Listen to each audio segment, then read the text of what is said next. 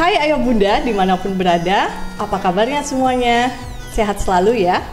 Senang sekali pada kesempatan kali ini kita dapat bertemu kembali di program Kendang Sari Podcast yang akan senantiasa menghadirkan informasi kesehatan terkini di bidang ibu dan anak.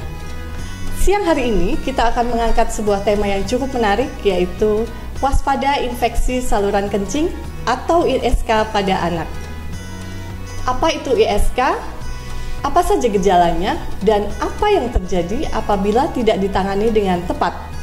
Saya Bella akan didampingi oleh dokter spesialis anak RSIA Kendang Sari, Dr. Ruli Rufiati SPA.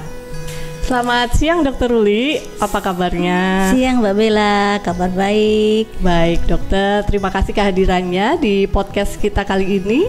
Siang hari ini kita akan membahas suatu tema yang cukup menarik ya dok, yaitu infeksi saluran kencing pada anak, atau kita singkat ISK gitu ya dok ya? Iya. Ya, sebenarnya apa itu ISK dokter? Mungkin dokter bisa menjelaskan terlebih dahulu. Iya, baik, terima kasih. ISK atau infeksi saluran kencing adalah tumbuh dan berkembangnya bakteri di dalam saluran kencing yang normalnya harusnya steril ya, saluran kencing itu. Ada dua jenis ISK. Ada ISK bawah, ada ISK atas. ISK bawah dimulai dari uretra, tempat lubang kencing itu sampai ke kandung kemih. Sedangkan ISK atas adalah mulai dari uretra sampai ke ginjal. Tentu karena tempatnya berbeda, gejalanya juga bisa berbeda. Baik dokter, ini tentang definisi atau apa itu ISK sendiri. Berarti ada sebuah infeksi itu biasanya ada gejalanya kan ya dok ya? Iya. Apakah infeksi ini memiliki gejala khas dokter dibandingkan dengan infeksi anak pada umumnya? Iya. Seringkali infeksi itu ditandai dengan panas biasanya. Cuma karena ini pada infeksi saluran kencing, ya pasti ada kekhususan. Misalnya pada ISK bawah, seringkali anak akan mengalami keluhan nyeri saat buat kencing ya. Atau kalau pada bayi biasanya rewel saat mau berkemih atau ada rasa ketakutan ya. Itu tanda-tanda pada ISK bawah. Sedangkan gejala pada ISK atas biasanya tambah lebih berat. Dia ada panas, mual, muntah. Gejalanya sudah mulai gejala sistemik begitu ya. Karena sistemik atau menyeluruh seluruh badan ya dok ya. Jadi itu beberapa yang bisa membedakan kira-kira ya. Jadi kalau anak sudah mulai ada rasa nyeri saat kencing, atau rasa takut, atau rewel, atau demam, mual, muntah, nah itu harus waspada, jangan-jangan ISK. Baik dokter, jadi ada gejala khusus yang timbul pada anak-anak. Kalau anaknya sudah bisa bicara, mungkin bisa menyampaikan ada nyeri ya dok ya. Betul. Di area saat dia buang air kecil. Kalau pada bayi, kemungkinan dia akan menangis saat dia pipis gitu ya dok ya. Mungkin infeksi ini pada bayi yang laki-laki mungkin akan lebih mudah terlihat, betul ya dok ya, karena mungkin ada tanda-tanda khusus di area kelaminnya. Betul. Dokter. Iya, kalau pada anak laki-laki kita bisa ngecek ya, mesti kita ngelihat apakah ada phimosis. Phimosis itu lubang pada saluran kencing dia sempit atau si ibu tidak bisa membersihkan di ujung penisnya ya. Kadang di ujung itu kan ada kotoran. Itu kalau lubangnya sempit, otomatis ibu tidak bisa membersihkan kotoran di ujung penis.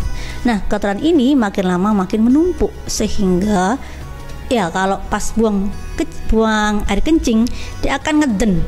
Apa yang ngeden? Mengejan dan membuat bengkak di ujung penis ya. Jadi itu membuat sensasi rasa nyeri. Lama-lama bisa timbul infeksi saluran kencing begitu.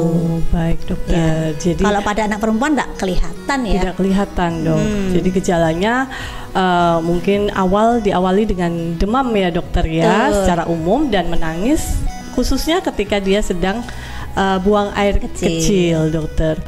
Kalau tadi dokter angkat tentang phimosis, yaitu penyempitan atau tersumbatnya ya dokter ya saluran kencing, apa dokter step berikutnya apabila anak laki-laki itu ditemukan phimosis? Iya, kita tahu ISK ini jika tidak segera tertangani dia akan infeksi berulang. Otomatis ketika infeksi berulang, anak tidak sempat tumbuh nih. Jadi beberapa keluhan ibu yang mendatangi kita adalah berat badan yang tidak naik atau susah naik. Bisa berimbas ke sana ya dokter penyebabnya ya. salah satu bisa ISK. Sehingga kita kan pasti semua menginginkan ya anak kita bisa tumbuh, beratnya cukup, perkembangannya oke. Maka salah satu cara untuk menghindari atau mengurangi risiko itu dengan disunat sirkumsisi. Itu akan dibuang nih kulit penutup dari penisnya ya, sehingga ibu akan bisa membersihkan dengan bagus, dengan baik alat kelamin si anak ini. Baik. Jadi ada solusi ketika memang putra ayah bunda didapatkan phimosis ya dok ya. Iya. Jadi nggak usah khawatir. Lalu kira-kira kapan nih dok ayah bunda ini harus membawa si anak ini yang diduga terkena infeksi saluran kencing ke dokter anak gitu dok? Iya. Gejala yang harus membawa mereka. Pastinya demam. Demam tuh hampir menyertai semua penyakit ya. Kayaknya ibu-ibu demam 1 hari kasih paracetamol, 2 hari ya kita masih biasa begitu. Tapi begitu demam ini naik turun tidak selesai sudah dikasih obat paracetamol, ya kita mesti harus segera bawa ke tenaga kesehatan ya, mau dokter atau yang lainnya, supaya tahu nih apa penyebab panasnya. Salah satunya bisa ISK. Nah yang sekarang mungkin banyak kasus juga bisa demam berdarah dan lain-lain. Jadi ketika anak panas masih naik turun sementara sudah dikasih obat, atau bahkan juga ada gejala misalnya mual muntah sehingga dehidrasi, anaknya malas minum, nah itu harus segera dibawa ke rumah sakit. Baik ya. Jadi itulah ayah bunda tanda-tanda yang harus diwaspadai kapan kita harus membawa anak kita ke dokter. Dokter, infeksi ini mengambil peran cukup besar dalam infeksi anak-anak dok. Iya betul. Dia kurang lebih angkanya nomor 3 infeksi terbesar yang menyerang pada anak, betul ya dokter ya? Apakah ada perbedaan dokter angka kejadian pada bayi atau anak laki-laki dan perempuan dok? Iya, tentunya secara anatomi struktur dari fisik kan beda ya antara perempuan dan laki-laki. Perempuan akan memudahkan terjadinya ISK karena lubang kencingnya sangat dekat dengan area kemaluan. Jadi eksposur terhadap kuman-kuman di sekitar kemaluan semakin besar. Satu. Kemudian juga panjang dari uretra cukup pendek. Itu memudahkan infeksi cepat menyebar. Yang ketiga seringkali orang tua atau pengasuh atau siapapun cara pembersihan di area situ itu kadang mungkin kurang benar gitu ya. Bagaimana cara pembersihan di area kelamin yang betul yang bisa mencegah terjadinya ISK adalah dibersihkan melalui dari arah depan ke belakang ya. Tidak boleh dibolak-balik depan belakang, dari belakang ke depan, dari area anus ke arah vagina atau area kencing ya dok vagina ke anus. Harusnya dari vagina ke anus dan tidak boleh dibolak-balik. Tidak boleh dibolak-balik. Jadi satu kali swab atau hatusan ya dok ya. Satu kali bersihkan begitu ya. Ketika membersihkan pampers atau ganti ini ya dok ya celana. Ini kadang sepele tapi inilah sebenarnya kuman bisa masuk. Jadi bisa melalui kulit, bisa melalui tinja yang keluar, atau juga translokasi bakteri dari usus ke area saluran kencing. Translokasi itu perpindahan begitu ya. Ini penting sekali menjaga higien di sekitar alat kelamin. Yang kedua, dibersihkan dengan air mengalir ya. Ya emang sekarang mungkin banyak ibu-ibu yang pakai tisu basah atau apa. Sebaiknya justru pakai air ya, karena dia pH-nya netral, dia tidak mengiritasi saluran kencing dan sekitarnya. Bolehkah pakai sabun atau pakai pewangi? Boleh, cuma lebih baik sebenarnya nggak pakai pun juga nggak masalah gitu ya. Gitu ya dok ya. Harus pakai air hangat? Nggak, pakai air bersih yang penting ya. Jadi itu yang hal-hal yang perlu dilakukan supaya mencegah ISK tidak berulang. Iya. Jadi kalau melihat kesimpulan atau jawaban dari dokter, resiko ISK lebih tinggi menyerang pada Perempuan. bayi atau anak perempuan, betul ya dokter ya? betul. Karena perbedaan anatomis yaitu di bagian uretra pada perempuan lebih pendek gitu ya. Jadi bakterinya lebih mudah masuk. Baik, siap. Dokter, saya perhatikan tadi saya garis bawahi mengenai hygiene atau kebersihan yang harus kita jaga pada anak kita. Dan itu tekniknya ya dokter dalam pembersihannya. Lalu untuk bayi laki-lakinya sama saja ya dok ya teknik pembersihannya? Iya, kalau pada laki-laki memang alat kelaminnya berbeda ya. Nah, tujuan kita adalah membersihkan area di sekitar ujung penis ini. Yang tadi saya katakan kalau phimosis kan tidak bisa dibersihkan nih. Tapi kalau pada mereka yang lubangnya cukup besar, kita bisa membersihkan dengan mengurut secara gentle, lembut. Tidak ditarik secara kuatnya, secara lembut, sehingga bisa terbuka sedikit. Terus kemudian kita bersihkan pakai kapas air. Dibersihkan secara rutin ya dokter? Iya, gitu aja, nggak usah terlalu dengan kekuatan. Itu kan area sensitif ya. Sedikit tekanan bisa sakit soalnya. Oh baik dokter. Baik, itu tentang cara pencegahannya yang bisa kita lakukan atau ayah bunda lakukan untuk mencegah terjadinya ISK. Nah, dok, yang beredar di luar adalah apakah yang ditanyakan ayah bunda di luar, apakah apabila terkena ISK ini bisa sembuh, dokter? Ya, ISK bisa sembuh asalkan dengan diberikan antibiotik yang sesuai, artinya waktunya cukup. Kadang orang tua merasa anaknya 1-2-3 hari minum obat sudah enakan nih, sudah nggak dilanjut. Nah, yang membuat bakterinya tidak mati secara temenan ya, mungkin setengah mati, matunya mati nggak beneran sehingga bisa resisten. Kuman tidak mati dan menimbulkan resistensi obat, ini sangat berbahaya. Biasanya untuk pengobatan ISK dibutuhkan waktu minimal 7 hari, 7-10 hari. Itu harus supaya kita benar-benar yakin bahwa ISK-nya sudah selesai. Apakah tentang pengobatan tadi ya dokter ya? Jadi penanganannya memang harus tepat dan pemberian antibiotik yang adekuat atau sesuai ya dok ya? Apakah harus opname atau masuk rumah sakit dok kalau seorang anak didiagnosis ISK? Iya, tergantung kondisi anaknya. Jika anaknya masih bisa makan, minum, tidak terlihat lemes, masih aktif, artinya panasnya juga nggak terlalu tinggi, boleh pakai rawat jalan. Tapi jika disertai tadi demam, mual, muntah sehingga dia sampai dehidrasi, ya mau nggak mau harus opname. Karena sesungguhnya recovery seorang anak tidak hanya tergantung pada obat, tetapi juga nutrisi yang masuk.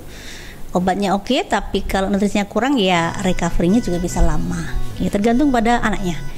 Baik dokter. Jadi yang menentukan MRS atau masuk rumah sakit atau opname memang sebagian disesuaikan dengan kondisi anaknya ya dokter. Iya betul. Mengenai tadi status nutrisi, apakah seorang bayi atau anak dengan status nutrisi yang kurang baik lebih riskan untuk mendapatkan infeksi dok? Oke, jadi nutrisi itu akan berpengaruh kepada imunitas tubuh. Sebenarnya mungkin bukan hanya ISK ya, dia rentan terhadap semua infeksi apapun, sehingga penting sekali kita ya para momis ini memperhatikan bagaimana makan anak, kemudian minumnya, juga menjaga hal-hal yang tidak mengakibatkan anak ini jatuh sakit. Artinya nutrisi yang baik akan menjadikan dia berat badannya cukup, imunitasnya cukup, dia akan tidak mudah sakit. Pasti sangat berbeda imunitas anak dengan gizi kurang, anak dengan gizi lebih bahkan obesitas dengan anak gizi baik. Secara umum recovery-nya pasti sangat berbeda. Pada anak nutrisi yang gizi baik akan lebih cepat recovery. Baik. Ya. Jadi seorang bayi atau anak dengan status nutrisi yang baik akan berpengaruh besar terhadap imunitas dan proses recovery apabila dia mendapatkan suatu infeksi, begitu ya dok ya, infeksi secara khusus. Mengenai status cairan dok, nah itu juga pada ayah bunda menyampaikan bahwa apakah kondisi anak yang sering mengalami dehidrasi itu juga rentan dok untuk mendapatkan ISK atau infeksi saluran kencing, dokter? Iya, pastinya ya. Jadi tugas saluran kencing kan juga ginjal di situ. Ginjal berfungsi untuk mengeliminir zat toksik di dalam tubuh, sehingga perlu sekali cairan yang cukup. Kalau dehidrasi tentu pekerjaan ginjal juga semakin berat gitu ya. Diharapkan anak jangan sampai jatuh pada dehidrasi. Apa tandanya? Seringkali jadi anak itu akan berkencing atau mengeluarkan air kencing selama 3 jam sekali rata-rata. Ya, jadi sehari bisa 5 kali untuk dia pipis. Jika kurang dari itu, memang pipis juga dipengaruhi oleh suhu ruangan. Jika terlalu panas, tubuh akan mengeluarkan lewat keringat, otomatis kencingnya akan berkurang. Tapi pada kondisi yang dingin malam, anak lebih banyak berkencing gitu ya. Jadi diusahakan anak dalam kondisi kebutuhan cairan yang cukup. Kita bisa ngukur atau hitung ya, berapa sih kebutuhan cairan 100 cc per kilo. Misalnya anak dengan berat 10 kilo, maka dia harus minum 1 liter kurang lebih. Nah, kira-kira hitungannya begitu ya. Kalau kita orang dewasa 2 liter ya. Iya, 2 liter. Kalau anak dengan 10 kilo kira-kira 1 liter lah. Ya. Itu harus dipastikan kecukupan cairan itu oleh ayah bunda ya dok ya. Dan juga tidak boleh sering dalam kondisi dehidrasi ya gitu ya dok ya. Betul. Mungkin ya si anak ini kalau dehidrasi sering atau ya kemungkinan resiko ya dok ya untuk terkena ISK. Mengenai cairan dokter, bagaimana dok tentang anak atau bayi ASI? Nah, apakah ada pengaruh bayi yang dengan ASI terhadap resiko terkena ISK ini dokter? Baik, pertanyaan yang bagus. Jadi ASI, kita tahu ASI mengandung antibodi yang sangat bagus sekali untuk tubuh kita ya. Antibodi yang akan melindungi si anak dari segala macam penyakit ya tentunya. Nah, komposisi ASI sudah bagus, cuma jumlahnya ini yang perlu diperhatikan. Kadang ibu-ibu mungkin sudah capek, males, mending tidur daripada minum, mending tidur daripada makan, biasanya begitu, sehingga ASI-nya mungkin sedikit. Nah, itu menyebabkan si adik kencingnya jadi berkurang, frekuensinya jadi menurun, atau kencingnya jadi pekat, yang itu akan memudahkan timbulnya ISK. Sebaiknya memang ya ibu yang menyusui minumnya harus lebih banyak, biasanya rasa di tubuhnya itu memang butuh cairan yang cukup lebih banyak. Secara komposisi ASI sangat membantu, tetapi secara jumlah yang harus kita perhatikan volumenya ya. Baik, jadi memang harus diwaspadai kecukupan cairan pada bayi ASI ya gitu ya dok ya. Jadi ibu ini harus mengamati nih apakah dia terhidrasi dengan baik atau kecukupan cairan tubuhnya sendiri si ibu ini sudah cukup. Begitu ya dok ya. Kalau dok ternyata bayi ASI ini terkena ISK dok, apa dokter pengaruhnya? Apakah sama saja dengan bayi yang tidak mengkonsumsi ASI dalam proses recovery atau berbeda dok? Iya, seperti tadi yang saya katakan, recovery tergantung kepada nutrisi dan terapi obat. Jika nutrisinya cukup, tentu dengan ASI anak biasanya akan cepat sih, biasanya lebih cepat untuk dia recovery. Ya, jadi diperhitungkan juga jumlah ASI-nya ya. Nah, jumlahnya cukup, kualitasnya juga oke, dan obatnya bisa masuk dengan baik, otomatis recovery-nya lebih akan cepat gitu. Baik dok, jadi anak ASI mempertahankan status nutrisi anak itu lebih baik ya dokter, dan imunitasnya gitu, karena ASI sumber imun gitu ya dok ya, atau injek atau antibody yang paling baik untuk anak tersebut. Baik dokter, kembali ke tentang khitan atau sunat pada bayi laki-laki dok. Ada ayah bunda yang berpendapat bahwa sunat itu lebih baik dilakukan di awal hari kelahiran dok, agar tidak terjadi infeksi saluran kencing. Apakah memang betul seperti itu atau bagaimana dokter? Iya, jadi kapan sih sunat sebaiknya dilakukan? Tidak ada waktu khusus, tapi pada prinsipnya semakin cepat semakin baik gitu ya. Karena ketika anak masih bayi, dia juga belum banyak bergerak nih sebenarnya. Lebih mudah dalam merawat, dalam mengurus anaknya, membersihkan luka dan sebagainya. Kemudian recovery-nya juga cepat ya. Jadi tidak ada masalah jika ingin dilakukan sunat pada di awal-awal hari kelahiran. Ya. Baik. Prinsipnya semakin cepat semakin baik. Baik dokter. Ini ya dokter, yang banyak kita temuin pada perawatan anak, seringkali ayah bunda mungkin lupa tentang satu hal ini, yaitu pampers ya dok. Apakah pampers ini sangat berpengaruh dok dalam penyumbang sumber bakteri sehingga terjadi infeksi saluran kencing ini dok? Iya, memang ibu-ibu milenial kan artinya minta praktisnya tentunya. Pemakaian pampers, apalagi pampers yang misal diapers yang dia bisa berkali-kali dipakai, bagaimanapun air seni itu adalah kotoran ya, yang dia harus segera dibuang. Nah, ketika kulit kita kontak dengan air kencing, itu membuat iritasi dan juga membuat apalagi kadang kencing campur berak, biasanya begitu. Oke. Sudah berak dan kencing, sehingga risiko tadi ya saya katakan feses mengenai lubang kencing atau risiko juga iritasi di daerah itu akan memudahkan timbulnya ISK. Seringkali ibu-ibu malah begini nih, kalau malam dok pakai pampersnya lah terus ya supaya ibunya bisa tidur, maksudnya ya seperti itu. Sebaiknya pampers diganti minimal mungkin maksimal 3 jam. Maksimal 3 jam ya dok ya. Maksimal, karena kan tadi anak kencing tiap 3 jam ya. Jadi walaupun tertulis di pabrikan itu bisa berkali-kali sampai 6 jam gitu ya dok ya. Iya. Sebaiknya diganti. Dan saya melihat usia anak-anak memakai pampers semakin lama semakin meningkat. Artinya begini, toilet training perlu diperkenalkan pada anak-anak mulai usia katakanlah 1,5 tahun, 2 tahun. Harapannya ketika sekolah anak ini sudah selesai urusan ini. Jangan sampai sekolah masih pakai pampers. Ini juga akan menyulitkan pengasuh, guru, dan juga anak sendiri. Ketika dia sekolah, dia akan menahan kencing dalam waktu yang lama. Risiko sekali untuk terjadinya ISK. Iya. Tuh.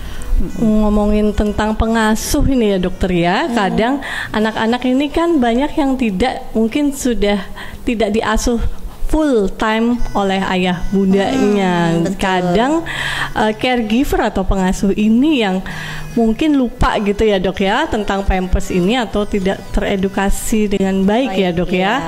Bagaimana harus mengganti, kapan harus diganti begitu ya dok ya. Dan seringkali kita temui di lapangan ya dokter bahwa ternyata diasuh oleh yang lain selain ayah bunda, dan anaknya memang terkena ISK gitu. Jadi sangat besar pengaruhnya ya dok ya. Iya pasti. Pengasuh ini ya dok ya. Baik.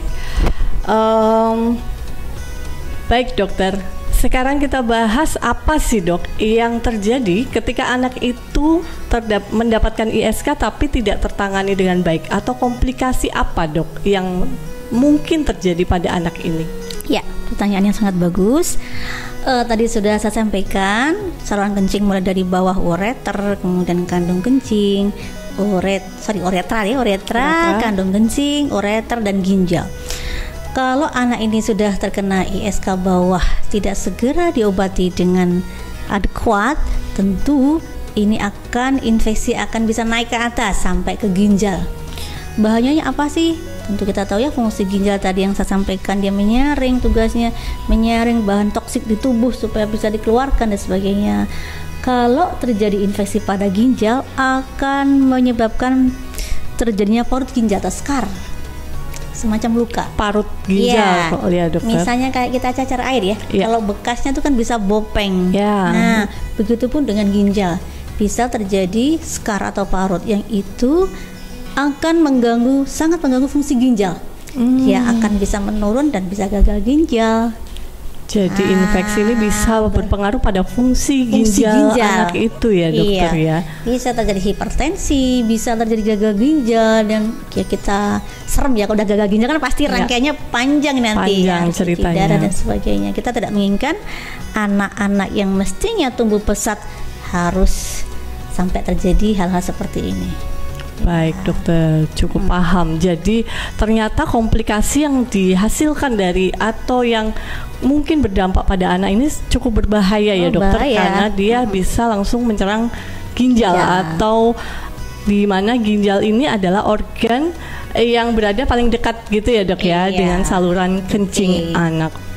Baik dokter, jadi tetap harus waspada ayah bunda apabila didapatkan gejala-gejala yang mungkin saja itu merupakan gejala infeksi saluran kencing, untuk segera membawa ke dokter untuk dicek atau dianalisa apa ini kemungkinan penyebabnya.